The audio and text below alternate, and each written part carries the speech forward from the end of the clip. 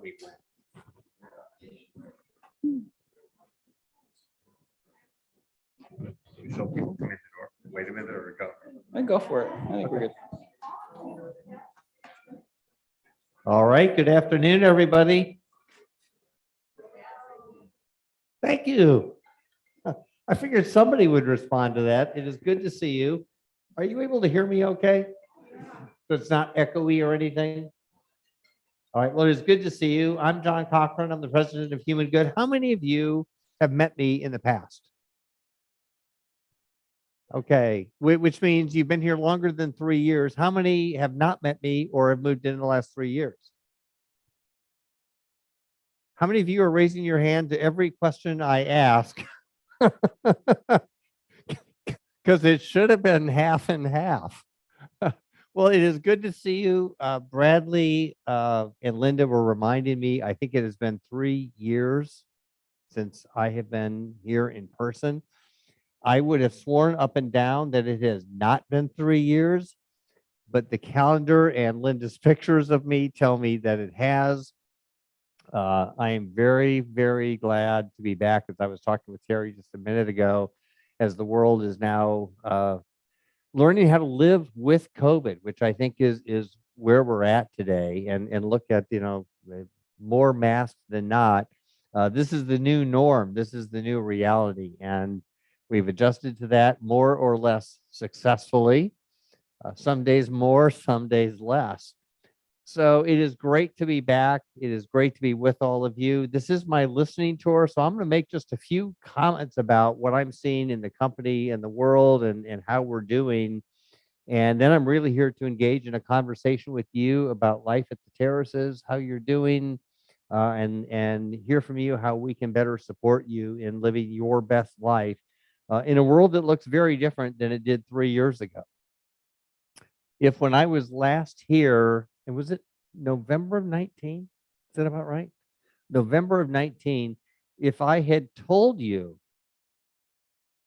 we were going to have a global pandemic that would shut down our world for the better part of 2 years, that would not have been believable or even relatable, right? We just couldn't have imagined what that would have been like.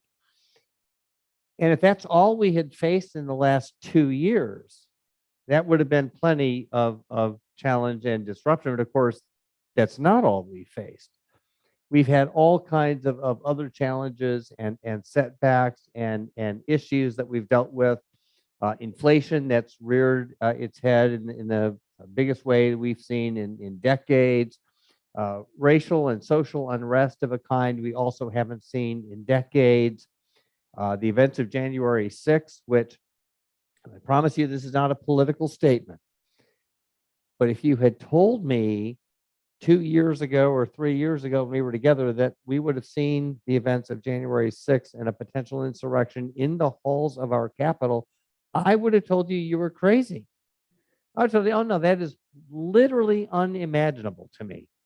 And yet, it happened and here we are. So we're in a world that looks very different from the world we left 3 years ago, and it's continuing to evolve in ways that I think many of us are still trying to sort through and figure out and adjust to. One of them, of course, is COVID.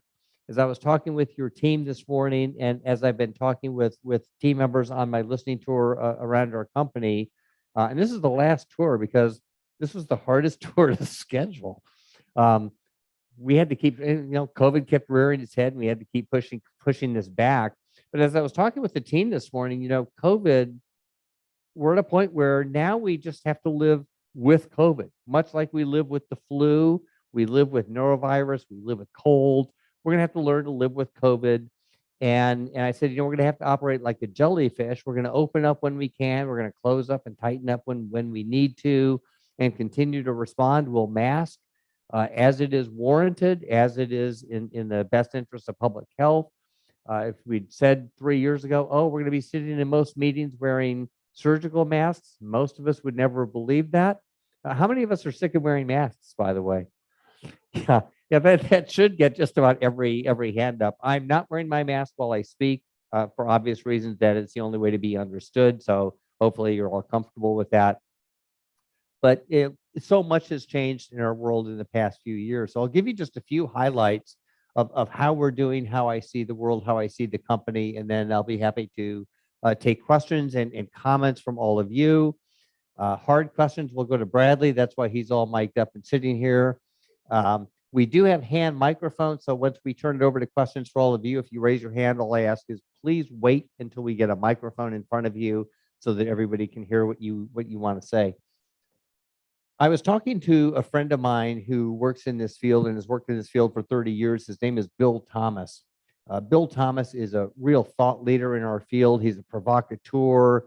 He's been someone who created the idea of the small house concept of care for skilled nursing and memory support care. He's a very forward-thinking guy, and I love talking to him because he's always got intelligent observations on our world and on our industry. And so I was catching up with Bill a couple of months ago, and he asked me how things were going at Human Good. And I said, it's really interesting because on the one hand, things are going really well. We're doing well as a company. Occupancies are back to pre-pandemic levels on almost all levels of care, not quite for skilled care yet, but we're doing well in occupancy. We're going to have a record-setting entrance fee year as a company. So we're continuing to attract new residents. That's all very, very good. As I've gone around the company, I've talked with team members at all of our locations. I've talked with residents at all of our locations. The mood is good. People are happy.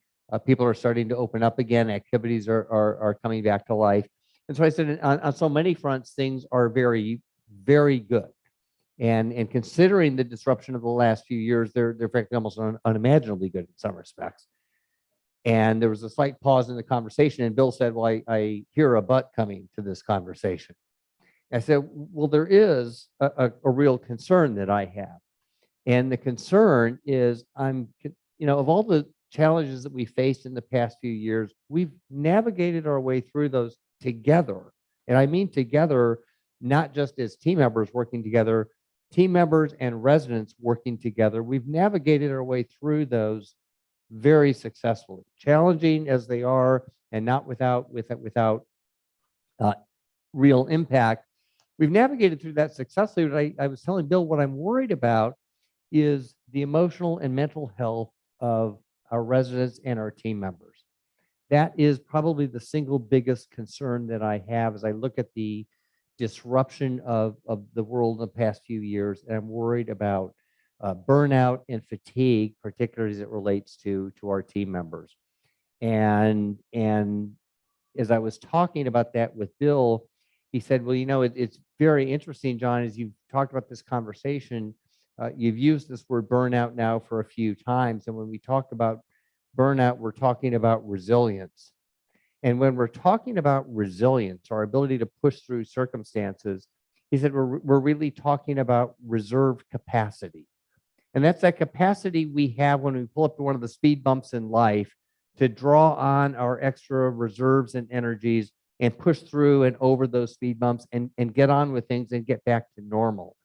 And I said, Bill, that's exactly right. And I'm worried that we don't have that reserve capacity anymore, that people are just worn out. They pull up to a speed bump, and where 3 years ago, we would have just stepped on the gas a little bit, gotten over it.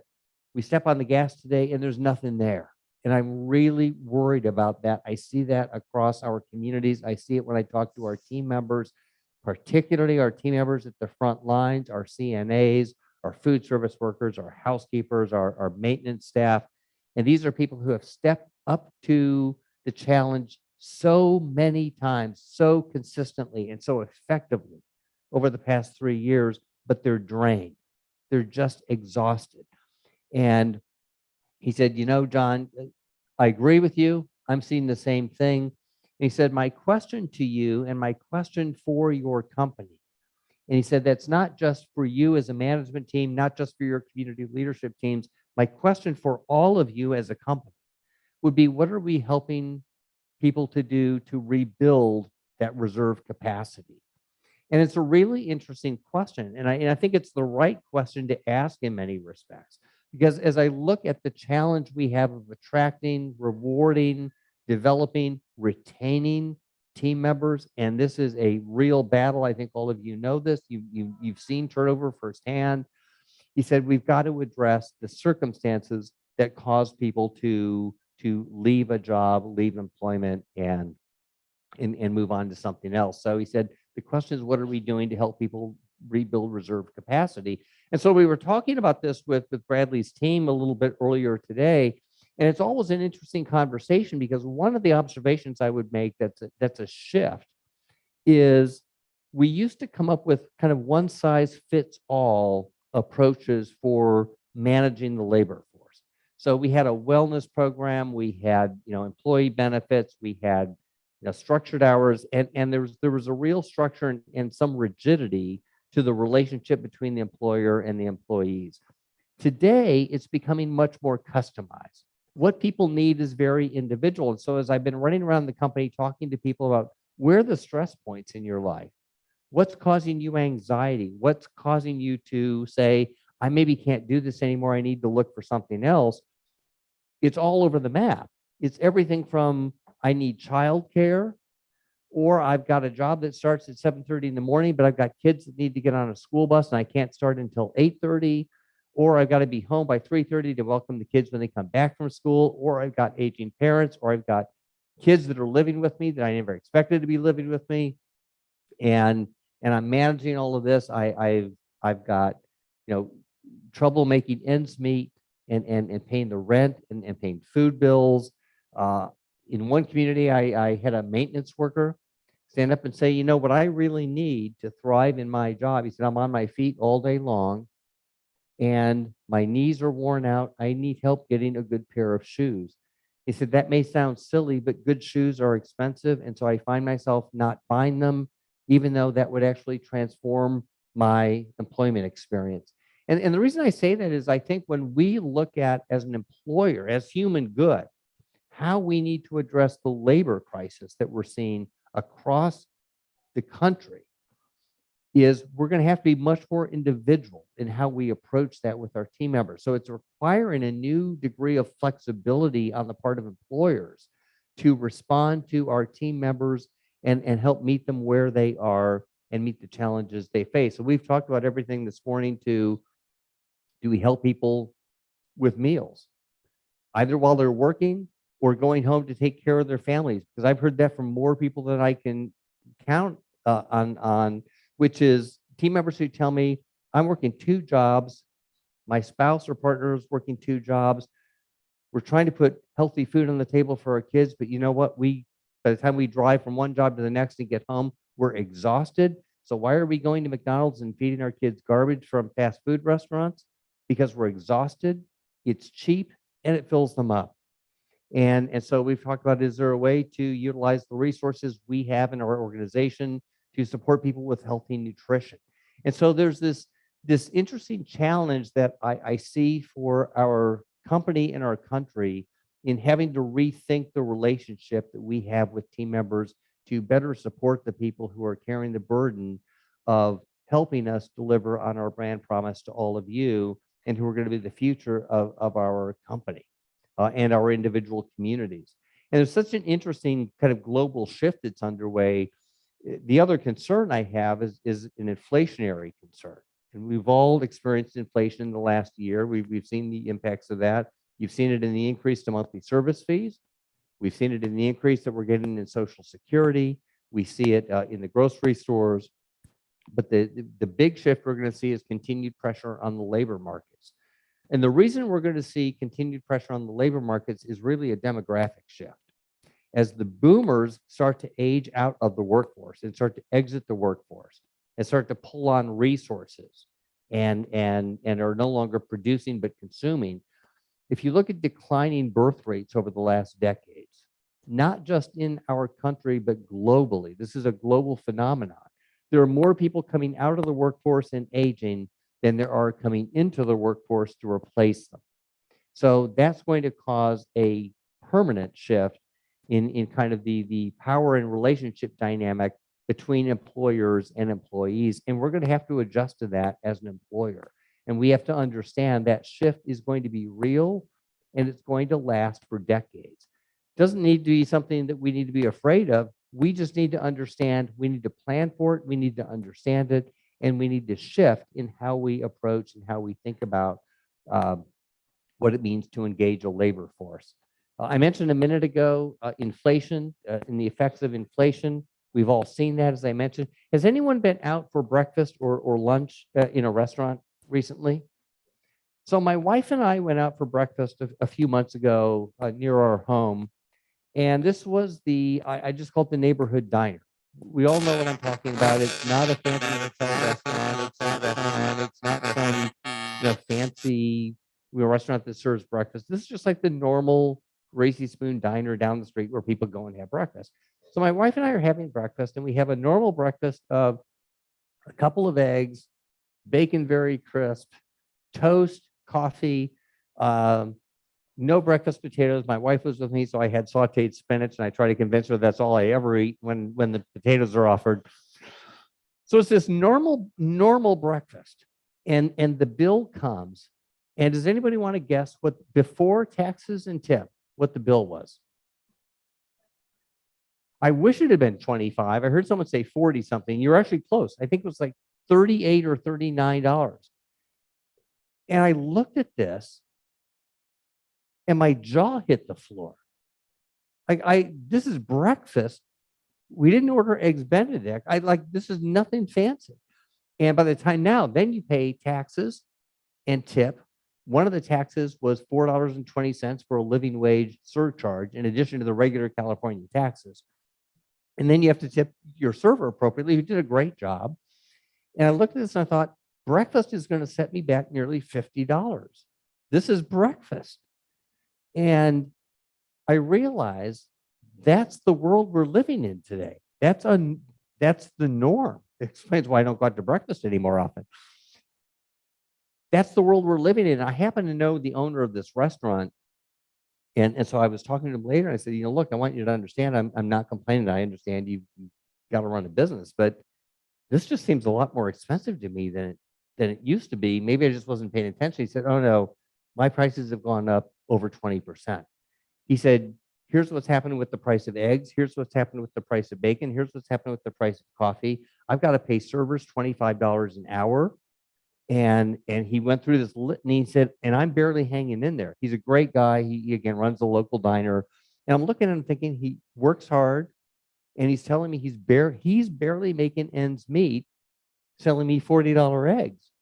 So that was kind of the wake-up call for me that inflation is here and it's real and it's affected all of our lives. The reason I tell you that story is this is also what confronts our team members.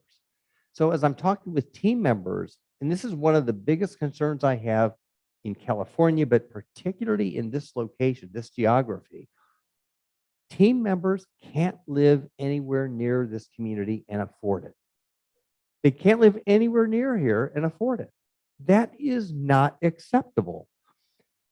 You can't expect your plumbers and housekeepers and fire workers and community service personnel to all live an hour and a half away and then be renting and living from paycheck to paycheck.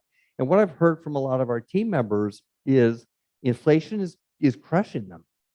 They go to the grocery store, they go to the gas station, and they're just getting crushed. They're living paycheck to paycheck. And they're not living paycheck to paycheck because they're fiscally irresponsible. They're living paycheck to paycheck because this is such an expensive place to live. And it's so hard. And so we've got to find ways of making it easier for them. I don't know what that's going to be. We were talking again earlier today about, can we do something for workforce housing? Can we do something to entice people to continue to build their careers at Human Good, at the terraces, so they stay with us, they grow with us, they can support themselves and support a family with at some reasonable level. I'm proud of the fact that we have terrific education programs at Human Good. So we support people getting their undergraduate degrees. We have relationships with universities. We have management development programs. We have CNA training programs. We have, and we're going to have more. So as people come into the community, into our company, they can get educated and continue to grow their way through. But I'll tell you, the bigger concern that I have is even if they grow their way up into what I'll call a mid-level management position, in many locations, it still doesn't pay enough to live even reasonably well within a reasonable commute or proximity. And so it's a big problem that we need to solve. And I'm open to any ideas. So in just a minute, I'm going to turn this over to all of you and let you ask me any questions. But we need to find a solution for that. We need to be part of the solution for that.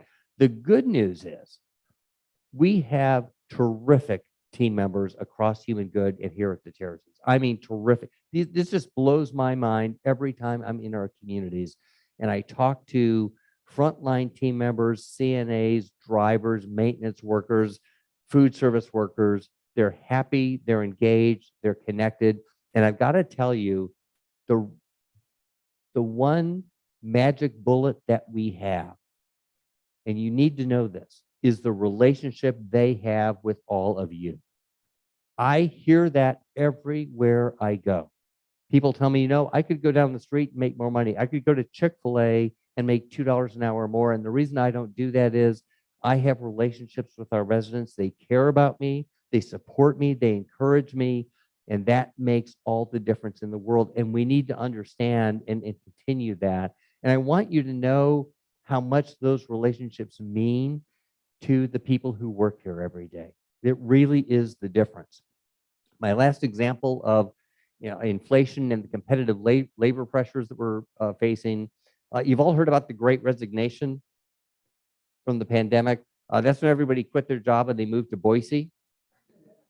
We have a community in Boise, and so we compete with fast food chains for team members. The local McDonald's in Boise raised their entry starting wage from 11 to 14 to $18 an hour within a 6-month period of time. Yeah, that's exactly my response. I've never seen that in 35 years in business. I've never seen that kind of pressure. And so at some point, it's great that we have education programs. It's great that people have relationships with all of you. That stuff does matter, but you still got to be competitive with wage.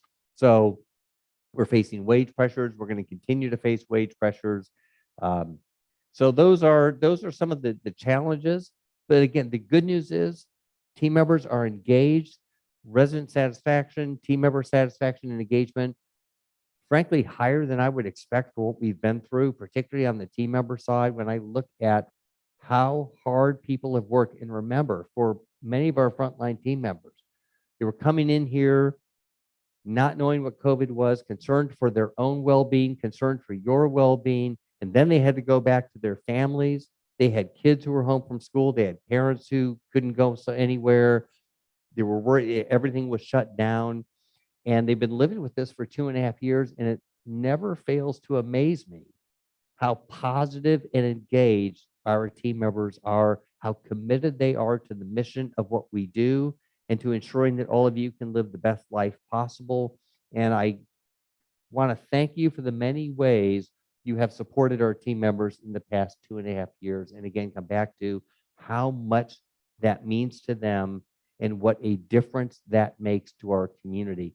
I think one of the positives, and this is the last comment that I'll make, one of the curious positives that has come out of COVID and the disruption that we've experienced in the past 2.5 years has been, I think, a tightening of the relationship between residents and team members, and understanding that we're in this together, that we need to support one another and encourage one another and care for one another.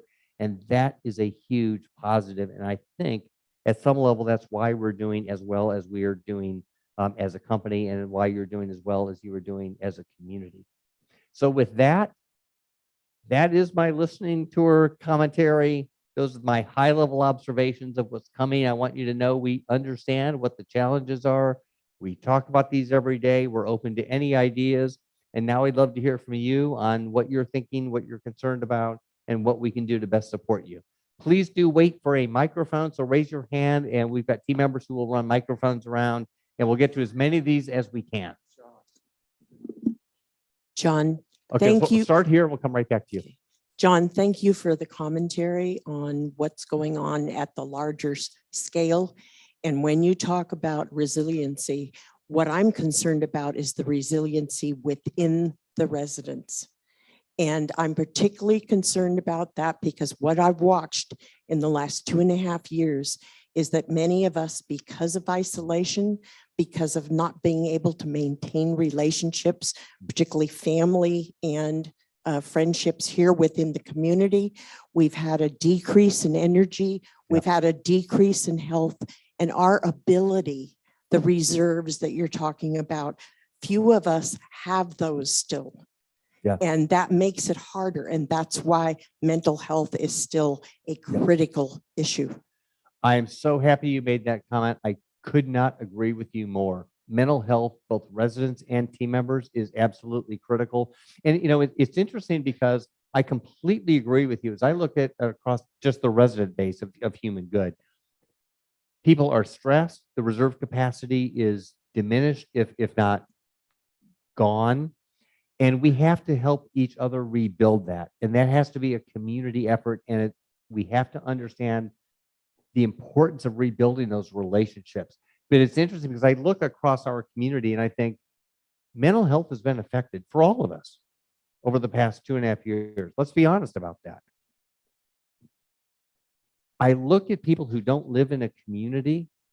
I can't imagine how much worse it's been for people who stayed in a home and who are truly completely isolated. And so I think there's a global mental health challenge that is enormous.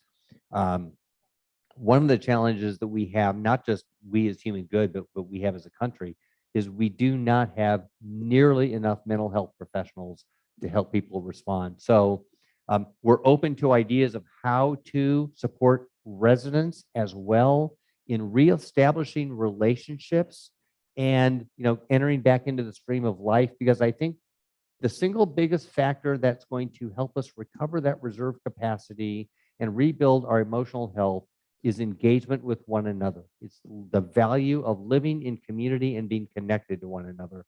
And the other, and I got to find where I read this. I read this fairly recently about the power of volunteerism in improving mental health, of doing for others. And that's where I think we have a unique opportunity as a community to do more to support others. And in doing that work, we actually improve our own mental health. But your point is exactly right. Residents have experienced the mental health challenges just like our team members have, just from a different perspective. But we've got to get on that. I think, I'm happy to see dining rooms reopened, activities reopened. I'm happy to see that we mostly wear masks when we're required to, but we can still engage with one another and reconnect. And sometimes that takes effort. And I guess the only thing I can say is we need to encourage one another to come out and do stuff even when we don't feel like it. The example I'll use is there was a resident of one of our communities who lost her husband and was just completely bereft. This was the love of her life, and he dies, and she literally like, and this will be relatable, she didn't want to get out of bed in the morning. She'd wake up and just want to pull the covers over her head and just stay in bed and call it a day. But she knew that wasn't emotionally the right thing to do. So she described this idea of she would get up, she would get dressed, get her makeup on, kind of get ready for the day, stand at her front door, wanting nothing more than to crawl back into bed and pull the covers over her head. She did not want to go out into the world. And she would say, nope, it's showtime. She'd unlatch the door and go out into have breakfast and engage in the community. The first 3 months she did that, it felt unnatural. She didn't want to do it. She didn't want to engage with people. She didn't want to see people. But she was smart enough to know that was not the right answer. She forced herself to engage, and bit by bit, she recovered her emotional health. And that was powerful. The reason I tell that story is I think we all need to do the same thing to some degree. We're so tired, we're so beaten down, we're beleaguered, but the cure for that is this. It's being in community with one another, it's engaging with one another, it's breaking bread with one another, and it's simply taking care of one another. And if we do that, I think that's how we're going to begin to rebuild reserve capacity. And for people who are truly suffering, we need to find avenues for professional mental health and not be embarrassed to say, we need professional help. You break your leg. How many people are embarrassed to go get a cast? You're not embarrassed. You just get a cast. You broke your leg. If you need mental health assistance, get mental health assistance. The good news is there are people out there, there are resources, and we can help connect people to those. Yeah, John, I'm going to follow on the same things that Flo said. Not only are people burned out here, they're older. Mhm. And over the years, we've been locked up, so to speak. We've gotten even older. And we have people here who can't get themselves out of bed and can't come out. And you can encourage them forever, and they're not going to come out. This whole community has got a lethargy that I have not seen. There's a lethargy in this community I have not seen in the 13 years I've lived here. It shows everywhere in the community. The committees are all affected, everything. It's not just, pull up your bootstraps and help yourself. People need resources, and they need to know who they are, where they are, and how to get them. And so I would hope that at a minimum, Human Good can provide access one way or another to those resources, whether even if it's lists of names, social workers, for the communities to help people get through this process. But it's an important thing to do if we're going to really rebuild the resilience in the communities. Thank you for that. I agree with that as well. We can certainly get those lists of resources to people and create those for one another. That doesn't just need to be something like Bradley does. I think we can do that in community with one another. Spiritual care direction is part of that. Social work is part of that. Having access to social workers can be an important part of that. Peer counseling actually can be a really important part of that. So that might be something we look at. Interestingly, I was talking to a colleague of mine who is a for-profit operator on I want to say he's in the South somewhere. And he was talking about this idea of mental health for team members, but this also relates just as well to residents potentially. He started a chaplaincy program benefit for his team members. And he said, I was shocked to find out that that was my #1 accessed team member benefit in the last year, was the chaplaincy program. Now we have for team members an employee assistance program where people can contact and talk with a social worker and get non-licensed care, but get mental health care. That's been well utilized. I don't know if that's a resource we could actually open up to residents or not. It might be something we could potentially open up to residents, but we'll look into what resources we have and where there are gaps and where we need to have other opportunities, and also where there may be opportunities for residents to engage and help one another. Because you're right, there are some people who can't get out of bed today, and we need to get to them. Yes.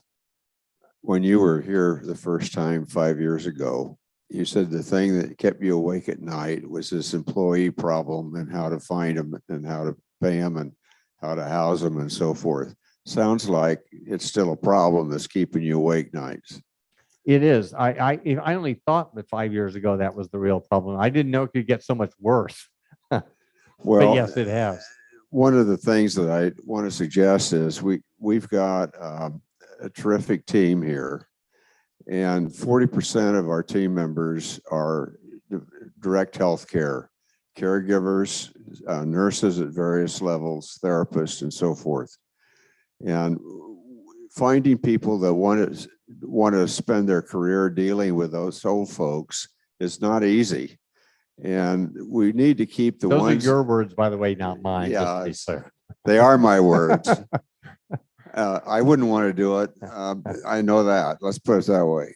But one of the things that once we get these folks that enjoy working here and are really good, and they are, we want to keep them. And one of the things to do that is to train them for the next highest job. Yep. And this past year, as a member of the Foster Family Committee, we've had trouble getting some of these folks with Human Good education reimbursement programs. And it's not easy because nurses now to get an LVN is like $30,000. to get an RN is like another $30,000 or $40,000. And if you have those people who like to be here, like this as a community, and want to help, some financial help to get there, we need a way to do it. And we really economically, this place survives on that nursing staff. It's a great observation, and I agree with you wholeheartedly. This is where we spend so much time as an organization, as employers, talking about where to go to recruit and hire people, and that's important. We're always going to need to be recruiting and hiring.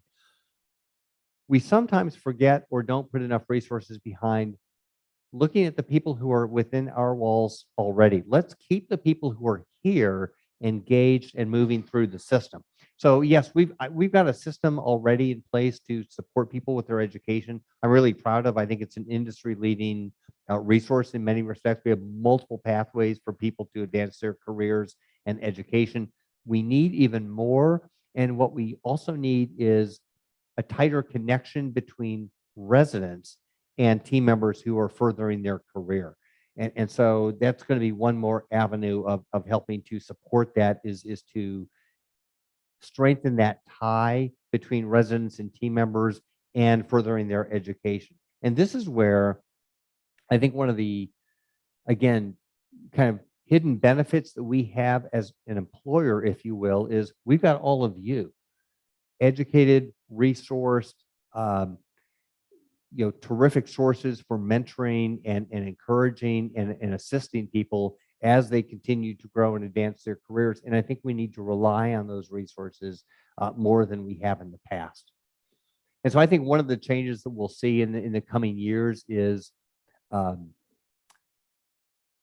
I hope a strengthening of that relationship and a greater utilization of the talent that is sitting underutilized today in all of you. I think you've got resources and talents and abilities that we could do a lot more to draw on to strengthen that relationship and encourage people to stay with us. The good news is we got people who want to do this work. They are dedicated to this work. They're dedicated to all of you. They're ambitious. They're willing to do the work. They want to learn. They want to grow their careers. We just need to encourage them and make sure they have a pathway for doing that.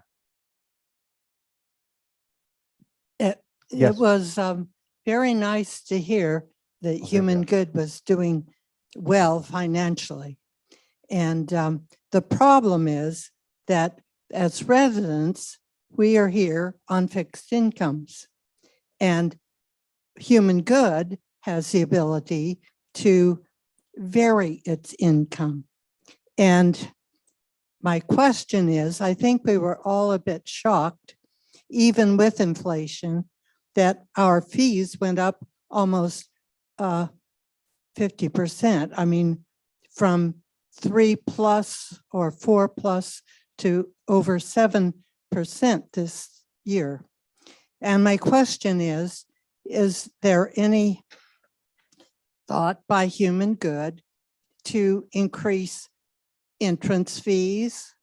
And because when we came, our expectation was the assets we had were projected out at 3% over our expected lifetime. Well, if the increases continue like last year, our money is not going to last if hopefully we live a long life.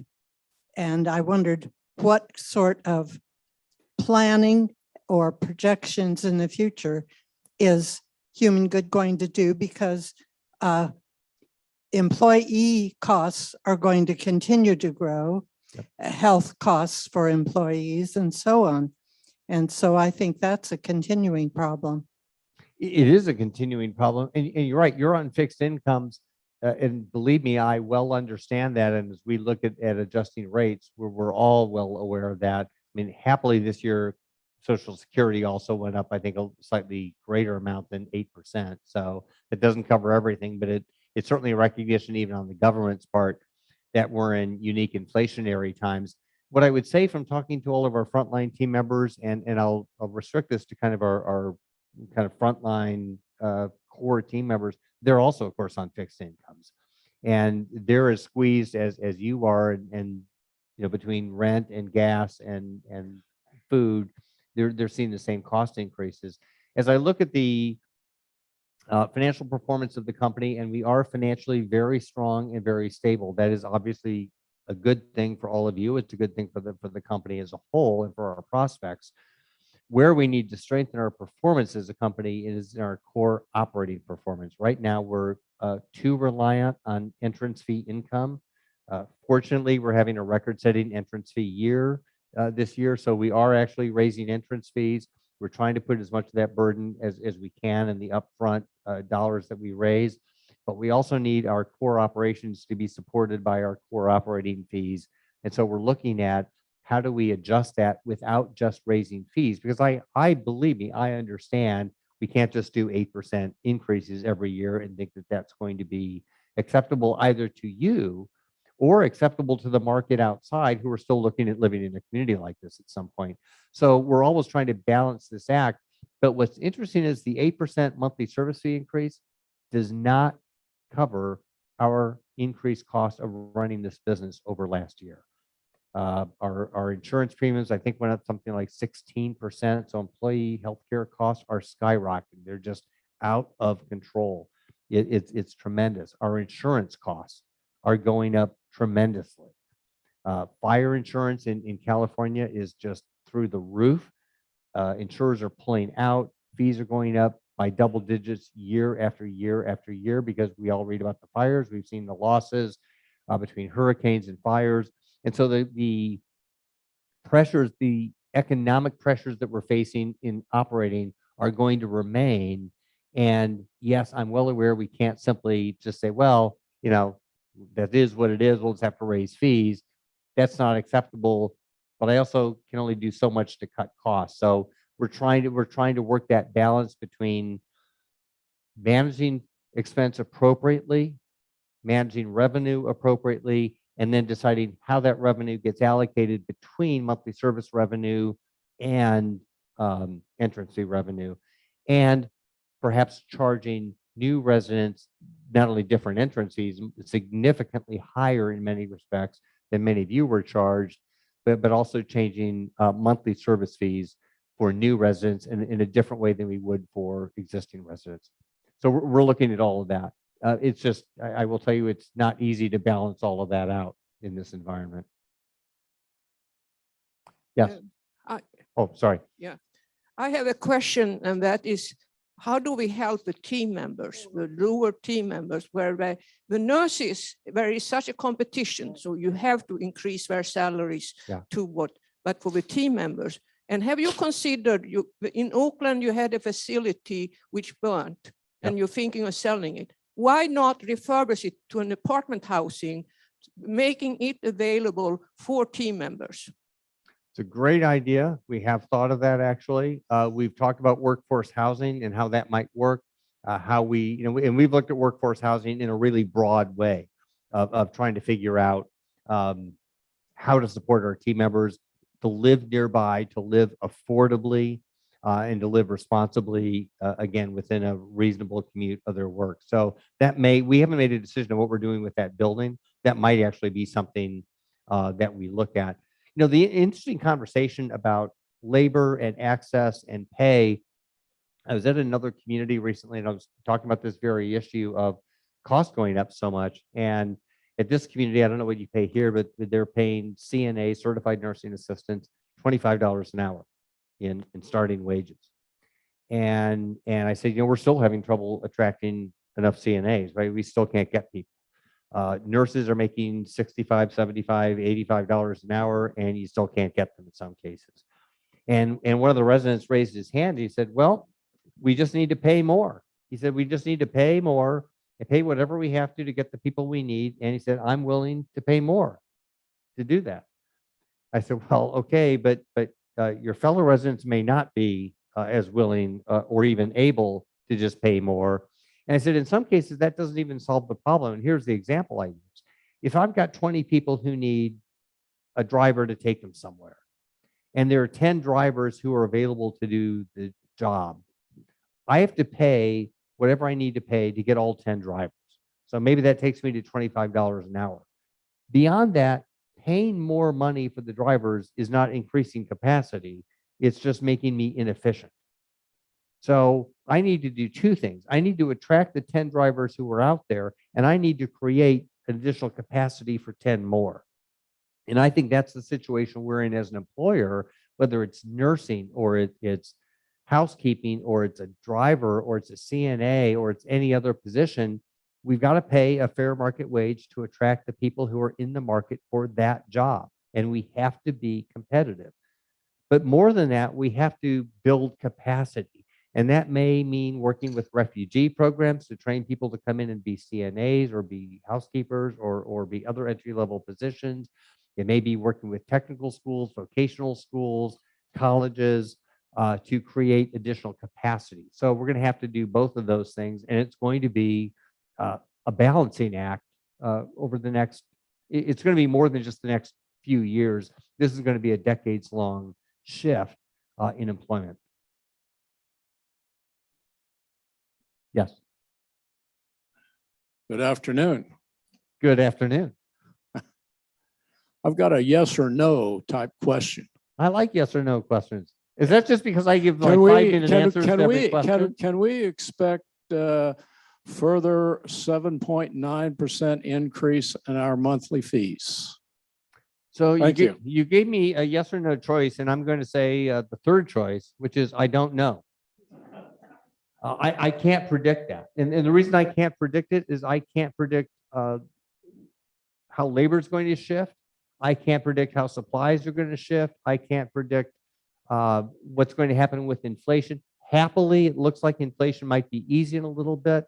We'll see. You're already seeing a number of companies start to lay off workers. That may give us a temporary reprieve on some of the pricing pressure we're seeing in the labor markets. So I'm hoping that we'll see some easing of the pressures that we've seen over the past 12, 18, and 24 months on expenses. So I don't know. I certainly hope we're not in 8% land again.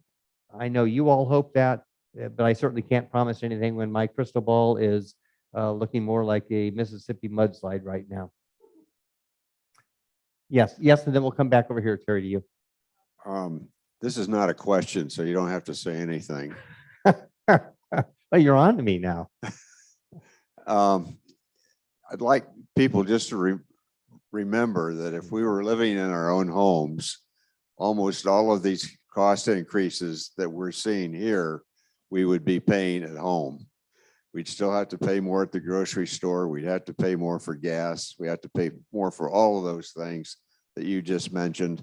And it would still be, and I know from being on the budget committee here, that it would be higher than the net charges that we got. Yeah, thank you for that comment. Let me go to Terry and then we'll come back over here. This is actually an idea. I love This ideas, is- by the way, so well, let's encourage anybody to come up with ideas. You know, the Bay Area is dealing with a housing crisis, and at least some of the cities are looking at ADUs as a way to Yep. help meet that.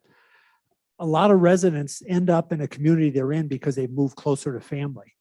I wondered if Human Good has thought about reaching out to residents to see if their children would have a room, or be open to Wow. housing, particularly younger single employees. It's an interesting idea, and I think I would put that in the category of I will consider anything. Like we have nothing to lose by considering anything as we look at this, and we're going to have to consider everything to solve this problem. And you know what's interesting about that, Terry, is I think if you look back 5 years or 10 years ago, I think the answer would have been no one's interested in that. I think today, if you want to have employees for your parents, no, you may be interested in that because that's the only way we're going to get them. And so I think that there are things on the table today, and there will be things on the table 2 and 5 years from now that wouldn't have been on the table currently. And we're going to have to be a lot more creative. You know, it concerns me as I look at our what I'll call mid-level professional management level team member at our communities. Many of those team members are living paycheck to paycheck. in a way that is not sustainable and not acceptable to me as an employer. And again, they're not doing it because they're profligate spenders or they're not, being prudent in how they manage their fiscal affairs. They're living that way because that's the reality of cost of living in the Bay Area. And we've got to find a way for them to have a stable economic life and to see some path for, moving up the economic ladder. Hanging on is not a recipe for long-term success in the labor market. We've got to solve that problem for people. I told the story earlier today with your team members that I had great aunts and uncles who worked for Sears in the 1930s and 1940s. And these were mid-level management employees of Sears. No one was the CEO of Sears. They weren't running, they weren't store directors and store managers. They were mid-level, solid employees, but mid-level employees of Sears. They made a decent living. They lived in nice apartments in Chicago, and they had modest savings. They also got a little bit of stock in Sears every year, a modest amount of stock that by the end of their lives wasn't enough to, they weren't buying second homes, they weren't buying yachts, they weren't taking vacations to Europe, but they sold that money away as an education fund for their grandnephews and nieces, people like me. So that when I came to go to college or law school, they were able to supplement that and help me get my education.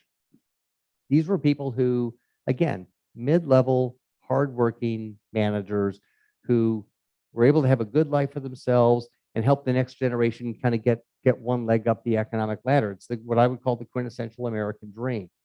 Our mid-level people do not have that ability today. They do not have the ability to salt anything away, either for their own retirement or certainly to ensure that their kids or grandkids or grandnieces and nephews could lead a better life than they could. And that is not going to be an acceptable model for us. So whether it's people living in kids' homes, which I think is a great idea, maybe there are only 10 people who would have kids nearby who would accommodate that. But you know what? That's housing for 10 people. That's a chink in the problem. So yeah, I think we need to have all of that stuff on the table. Oh, you've already got the microphone. You're one ahead of me. You bet I do. I'm bored with one. Getting back to the residents and the impact of the cost increases and the damage the stock market has done to people's savings and ability to even get it back, even if the market goes up. And after a while, it doesn't matter if the market goes up, you don't have anything to put back in it. So I'm wondering what that means, that we're going to outlive our resources earlier than expected. That means a bigger draw and sooner draw on the foundation. And I'm wondering what Human Good is doing in terms of putting additional money into the foundation to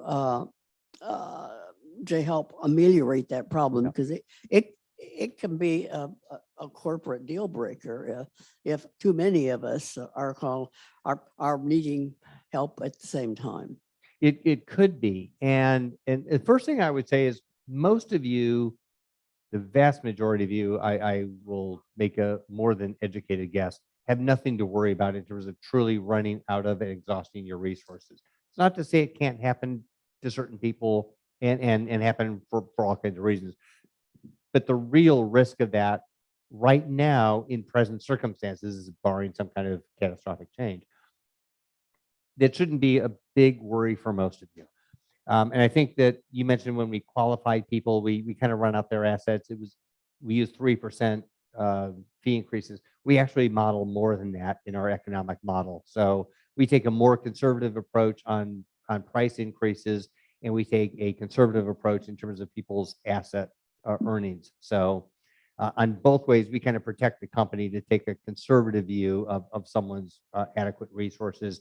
And most of you are way more than adequately covered to live out your lives under your own resources. So one, I wouldn't go to bed at night and lose sleep worrying about exhausting your resources.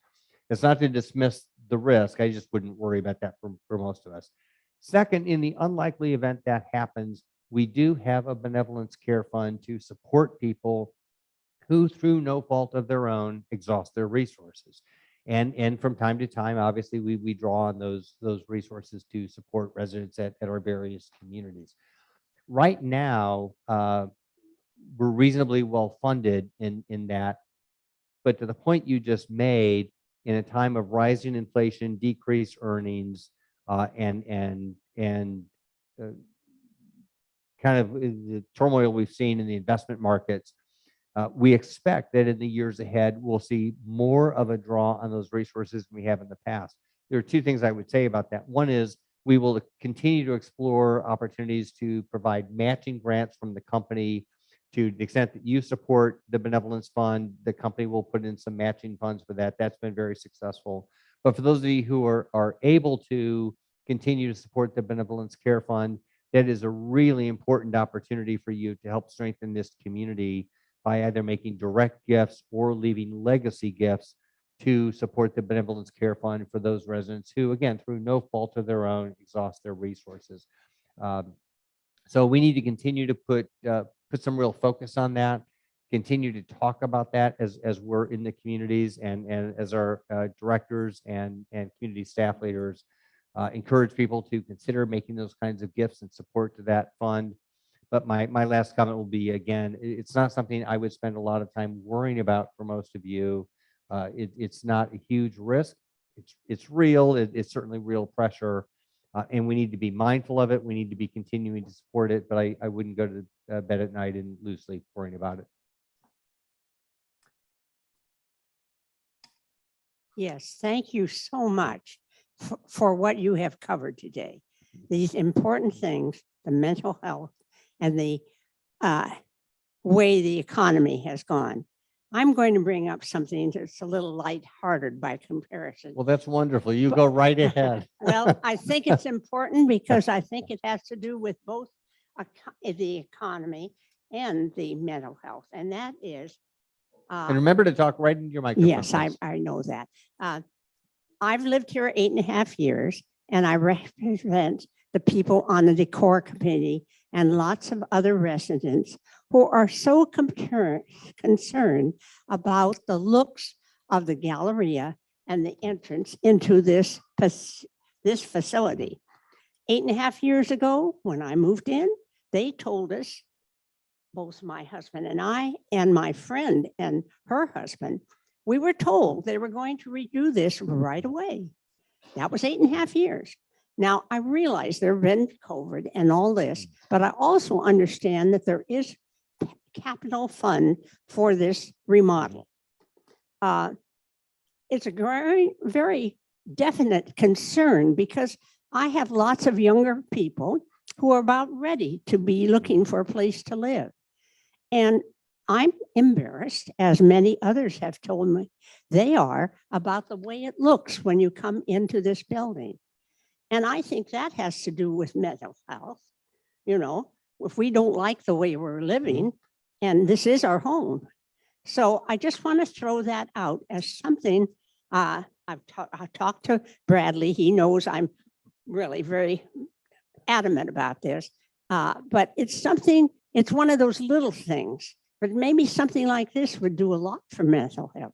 You know, it's a great observation, and it's one that I'm not sure I would call the whole commentary lighthearted, but I share your observations, and I think that our physical surroundings absolutely impact our mental health and our perception of our lives and space and happiness. I'm a big architecture fan, and one of the reasons I am is for the simple reason that architecture has an enormous, often unseen impact on how we experience spaces and how we experience other people and circumstances. So to your point about the community not looking as good as it should as you come in the front door, I agree with you. I think the front entry and the hallways here are in need of a refresh.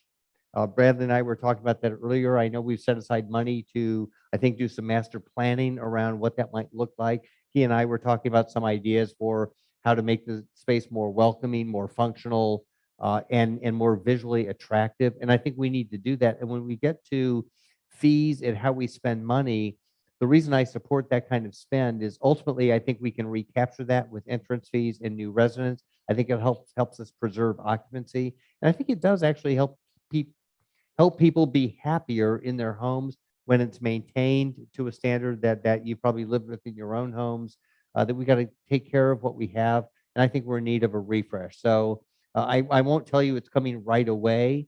Because I remember you didn't hear that from me 8.5 years ago, but it is coming. And I share your observation. I think we have work to do in this community to make this to the right standard for this community. And I think actually, and Bradley and I were talking about this earlier, if you go outside and look at the entry and the desk and some of the changes that are needed, we're not talking about tearing down a building and doing something new. I think with relative modest improvements, you can make a huge outsized impact. Like you look at the furniture in here, it's all scuffed. It looks like it was cobbled together from 4 different, community rooms. That's not a $20 million project to make the hallway look better and to improve your entry. So I'm not going to give you a timeline because I don't want to come back here and have you say, now, when you were here last time, but I will say we'll get on that. Yeah, Bradley, when? That's a Bradley question. Well, I think we're about out of time. Yeah. No, we have a few more minutes, Bradley. No, so what I can say about that is we have had a committee of some residents and some team members and some advisory board members that have met over the past, gosh, it's been a few years now. And we are at a place where we are close to starting construction drawings. One of the, I had some questions and wanted to run some things by John. And so we walked through some of the space earlier this morning. And also Lisa Holland, who many of you know, who's our Senior Vice President of Operations. I don't think you know this, but she and I have been in communication, and she's planning a visit to the community hopefully within the next 2 weeks, so that we can really pin down some dates of when, some hard deadlines over the course of the next several months of when we will actually start seeing some progress. So the reality is John and I were talking about earlier, there are so many things that are very, very important to this community. And unfortunately, due to the reality of life over the past 2.5, nearly 3 years now, we've had to adjust where our focus areas have been. And unfortunately, I don't want to say that the gallery has been placed on the back burner, but time and resources and energy is limited. We're at a place now where I think early next year, we will start seeing some real progress in actual work being done in the gallery. Yeah. And when will residents start to see what that's going to look like? I would say definitely within the first quarter of 2023. Okay, you heard it here live. Terry, I think last question probably goes to you. You want one more? Okay, we'll do 2 questions. Terry, and then we'll come back to you. Boy, that's what you get for raising your hand like that. So Terry, go ahead. This is another idea that comes out of the comment about running out of money. It felt very personal, having had both in-laws and parents living here 17 to 22 years ago. That was a big fear. I was heavily involved in their finances, and I knew in all cases, I believed, I guess I should say, in all cases, having a financial background, that they probably wouldn't run out. I could tell them that, but it didn't mean anything. And I know the Human Good does have a model it uses, and a suggestion would be, can residents who aren't sleeping well actually have that model rerun to give them some level of comfort that with updated assumptions that they will still be able to have funds. Yeah, that's a really interesting idea, and that's something I would guess Linda probably could do with people, is help coordinate that. For people who are concerned, make a private appointment to go see Linda and go through that process all over again. Sometimes I think it's better not to think about those things, but yeah, that if that would put someone's mind at ease. And it is interesting because I think, and I said this earlier, the vast majority of you I know are not at real financial risk of exhausting your resources. It's just not realistic. It doesn't mean it can't happen. It can happen to good people who do good planning, but the reality is it's not a huge risk for most people, but it's still an emotional concern that people carry. And I remember early in my days as an executive director, I sat with a couple who were terrified of running out of their resources. And they sat and talked to me for almost 2 hours about, okay, so what happens if we need to qualify for benevolence? What happens if you know, we're both alive when we run out of money? What happens if one's alive? How do we protect ourselves? Where would we move? What would our life look like? And so I spent 2 hours with these folks, reassuring them that we had similar to what we have here, a benevolent care program.